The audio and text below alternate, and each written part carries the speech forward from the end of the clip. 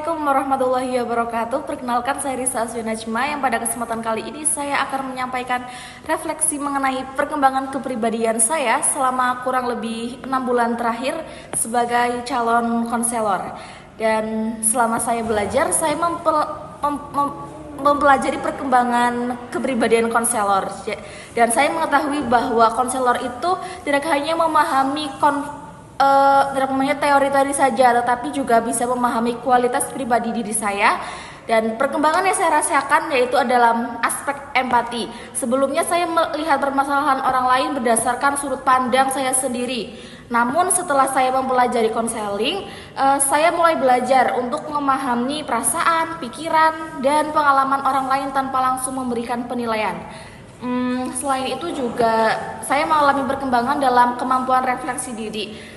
Saya menjadi lebih sering mengevaluasi diri, seperti melihat bagaimana cara saya berkomunikasi, terus merespon orang lain, dan masih banyak sekali yang harus saya perbaiki. Dan saya menjadi tahu bahwa konselor itu harus selesai dengan dirinya sendiri terlebih dahulu sebelum membantu orang lain.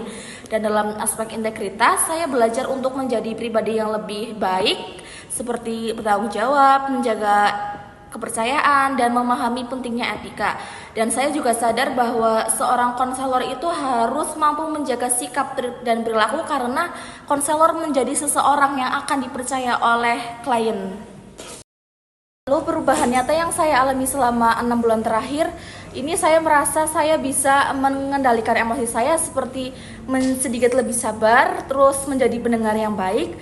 Dan soalnya dulu ketika ada teman cerita dan mereka itu berbeda pendapat sudut pandang dengan saya, langsung saya buru-buru ngasih solusi atau nasihat. Tetapi sekarang saya jadi lebih bisa menahan diri buat nggak langsung menghakimi atau buru-buru mengasih nasihat, dan saya bisa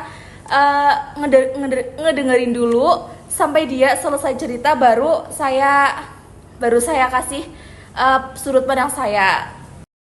Salah satu tantangan terbesar yang saya alami selama kurang lebih 6 bulan terakhir adalah ketika saya menjadi koordinator ekonomi kreatif dalam sebuah kegiatan organisasi dan harus menyelesaikan laporan pertanggungjawaban atau LPJ. Dan pada saat itu saya merasa memiliki tanggung jawab yang besar, karena semua data-datanya itu terkait LPJ lebih banyak di saya, karena saya merasa belum terlalu percaya pada anggota saya untuk mengerjakan bagian tersebut. Dan akhirnya saya memilih untuk mengerjakan sebagian besar LPJ tersebut sendiri.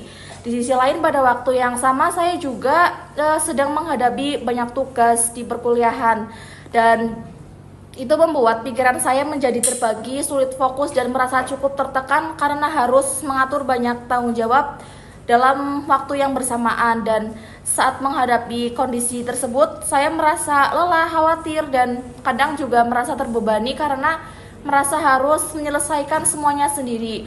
Dan saya juga menyadari bahwa cara saya menghadapi masalah itu kurang efektif karena terlalu mengambil banyak tanggung jawab tanpa memberikan kesempatan pada orang lain untuk membantu. Cara menyelesaikannya, untuk mengatasinya, saya mulai belajar mengatur prioritas antara tugas dan organisasi dan akademik. Jadi saya mencoba membuat daftar pekerjaan mana dulu yang harus diselesaikan, lalu membuat skala prioritas waktu, dan mulai belajar untuk lebih percaya pada anggota saya sendiri dan memberikan beberapa tanggung jawab kepada mereka.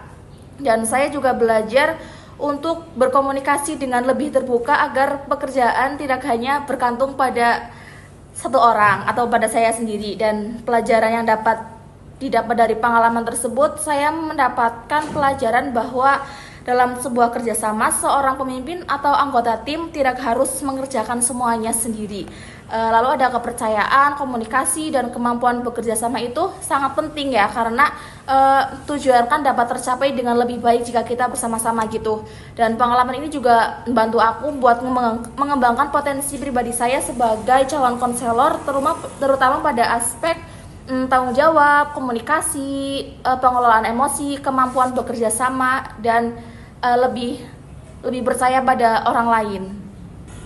Dan dalam proses jadi calon konselor, saya menyadari bahwa masih ada aspek kepribadian dalam diri saya yang perlu saya kembangkan. Salah satunya aspek yang saya ingin perbaiki adalah kemampuan percaya kepada orang lain dan kemampuan mengelola diri, terutama dalam mengatur tanggung jawab dan mengelola tekanan dalam emosi. Dan saya juga sadar bahwa terkadang saya masih memiliki kecenderungan untuk mengambil banyak hal sendiri karena saya merasa lebih aman jika saya yang mengerjakan sendiri. Namun hal tersebut justru dapat membuat saya merasa terbebani dan kurang maksimal dalam menjalankan tugas yang lain. Dan bagi seorang calon konselor, kemampuan ini kan penting karena konselor harus mau bekerja sama, membangun hubungan yang baik dengan orang lain, serta memiliki kemampuan mengelola emosi dan tekanan agar tetap dapat memberikan bantuan secara profesional pada klien. Dan selain itu juga saya ingin meningkatkan kemampuan komunikasi dan mendengarkan secara lebih aktif. Dan sebagai calon konselor juga kemampuan memahami orang lain bukan hanya melalui apa yang kita sampaikan, tetapi juga melalui perasaan, pengalaman mereka yang dan sangat penting agar hubungan konseling dapat berjalan dengan baik. Dan untuk mengembangkan diri dalam 12 bulan ke depan, yang pertama saya akan lebih melatih kemampuan manajemen waktu dengan membuat prioritas antara perkuliahan, organisasi, dan kegiatan pribadi agar lebih teratur. Lalu saya juga akan belajar untuk lebih bisa percaya kepada orang lain dengan mulai membagi tugas dan memberikan kesempatan orang lain untuk berkontribusi dalam bekerja kelompok. Lalu saya juga ingin meningkatkan kemampuan komunikasi agar lebih sering berlatih menjadi pendengar yang baik, seperti gak langsung memberikan penilaian atau lebih memperhatikan perasaan orang lain dan belajar memberikan respon yang tepat saat berdiskusi. Dan melalui rencana ini juga saya harap dapat menjadi pribadi yang lebih matang, bertanggung jawab, dan lebih siap menjalankan peran sebagai calon konselor. Dan saya juga memahami bahwa menjadi konselor bukan tentang memiliki ilmu, tetapi juga tentang harus menggambarkan kualitas pribadi yang mampu membantu orang lain dengan baik.